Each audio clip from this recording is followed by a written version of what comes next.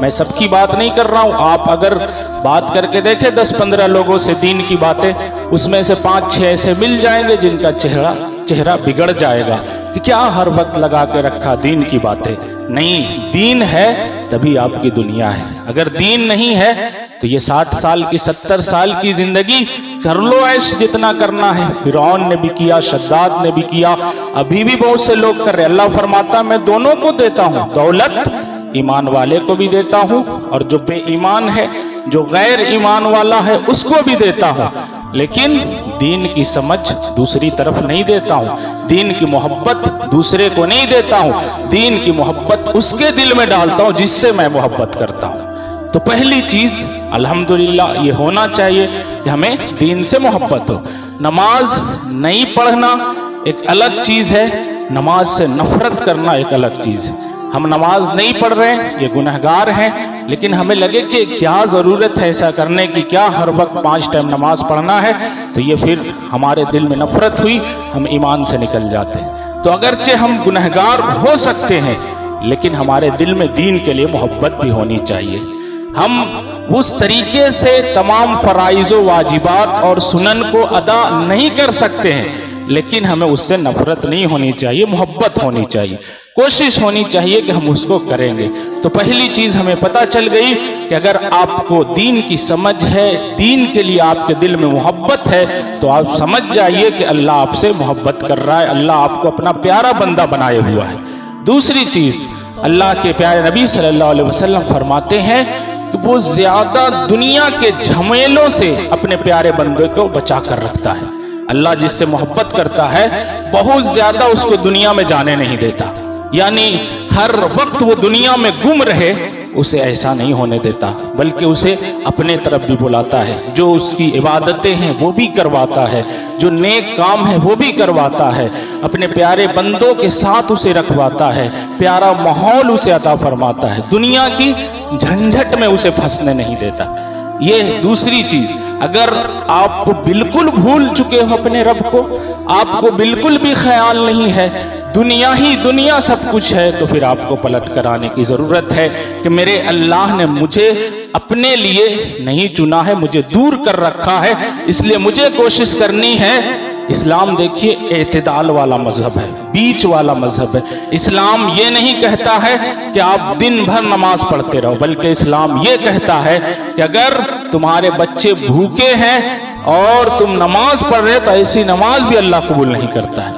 وہ رو رہے ہیں، گڑ گڑا رہے ہیں، بیوی پریشان ہے، تو ایسی نماز سے بھی کوئی فائدہ نہیں، بلکہ اسلام کہتا ہے کہ آپ اپنے بچے بیوی کا خرچ بھی اٹھاؤ، ساتھ ساتھ اپنے اللہ کی عبادت بھی کرو. یہ بیچ کا مذہب ہے، اعتدال کا مذہب ہے.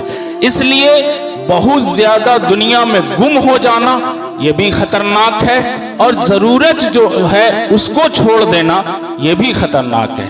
اس لیے بیچ میں رہ کر ہمیں اپنے گھر کو بھی دیکھنا ہے اور اللہ کے گھر کو بھی دیکھنا ہے. اتنا تو ہم ٹائم نکال ہی سکتے ہیں انشاءاللہ تعالی.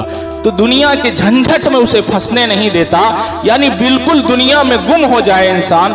اللہ جس سے محبت کرتا ہے اس کو ایسا نہیں ہونے دیتا. اگر ایسا ہو گیا ہے تو ہمیں پلٹ کر آنے کی ضرورت ہے. تیسری چیز، یہاں پہ لوگ آ کر تھوڑا پھنس جاتے ہیں، گھبرا جاتے ہیں اور قدم پیچھے ہٹا لیتے ہیں اور وہ اللہ کے پیارے بندے بننے سے رہ جاتے ہیں. تیسری چیز اللہ کے نبی نے فرمایا کہ جس سے وہ محبت کرتا ہے اس سے وہ آزمائش بھی لیتا ہے، اس سے وہ امتحان بھی لیتا ہے، پرکھنا چاہتا ہے.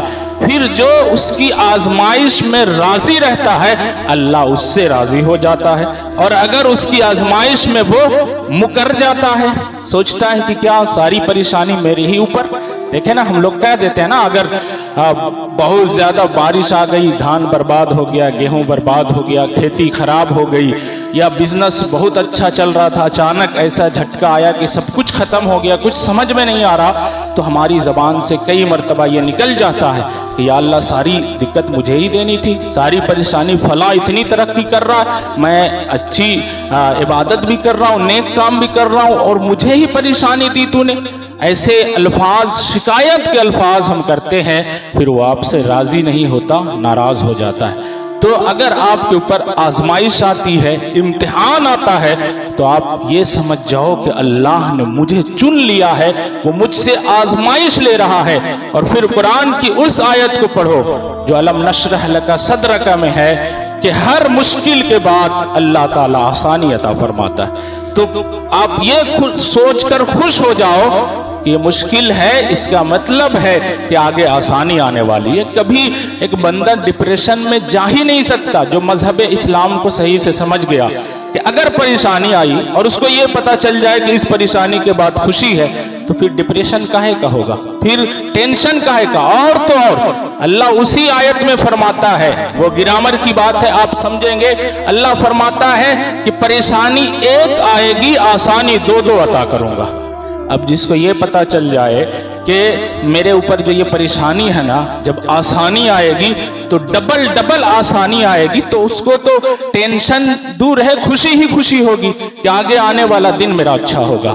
تو اللہ جس سے محبت کرتا ہے اسے آزمائش میں بھی ڈالتا ہے۔ قرآن پاک کے دوسرے پارہ کے دوسرے پیج میں بھی ہے، یا ایھا الذین آمنوا استعینوا بالصبر والصلاۃ ان اللہ مع الصابرین ولا تقولوا لمن یقتل فی سبیل اللہ اموات بل احیاء ولکن لا تشعرون۔ اس کے بعد ہے وَلَنَبْلُوَنَّكُمْ بِشَيْءٍ مِّنَ الْخَوْفِ وَالْجُوعِ وَنَقْصٍ مِّنَ الْأَمْوَالِ وَالْأَنفُسِ وَالثَّمَرَاتِ، بہت آخر تک اللہ تعالیٰ آپ سے آزمائش لیتا ہے۔ وہ کبھی آپ کے مال کو خراب کر کے دیکھے گا، کبھی آپ کی جائیداد کو برباد کر کے دیکھے گا، یہاں تک فرما رہا ہے کہ کبھی جان لے کر بھی دیکھے گا کسی آپ کے پیارے کی، پھر اس وقت اگر آپ ڈگمگائے گئے تو پھر آپ فیل ہو جائیں گے۔ تو اللہ تعالیٰ آپ سے آزمائش لے گا، اس میں کوشش کرنا ہے کہ ڈگمگانا نہیں۔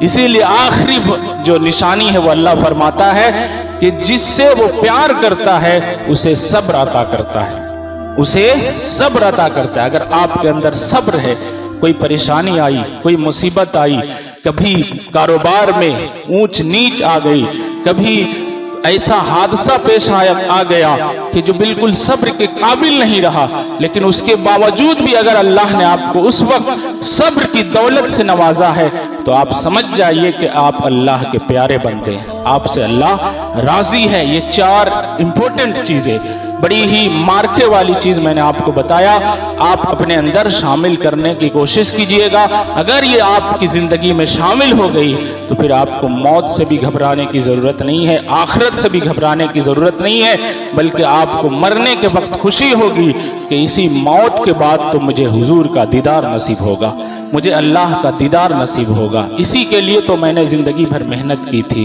چاروں چیزیں کیا کیا تھی؟ پہلی، آپ کو دین سے محبت ہوگی، دوسری، آپ دنیا میں بالکل گم نہیں ہوں گے بلکہ اپنے اللہ کی طرف بھی جائیں گے، تیسری چیز، آپ سے آزمائش لی جائے گی لیکن آپ اس پہ صبر کریں گے، یہ چوتھی چیز ہو گئی کہ آپ صبر کرنے والے رہیں گے۔ اگر یہ چار چیزیں آپ کے اندر ہے تو انشاءاللہ تعالیٰ آپ اللہ کے پیارے بندے ہیں، وہ آپ سے بہت محبت کرتے ہیں۔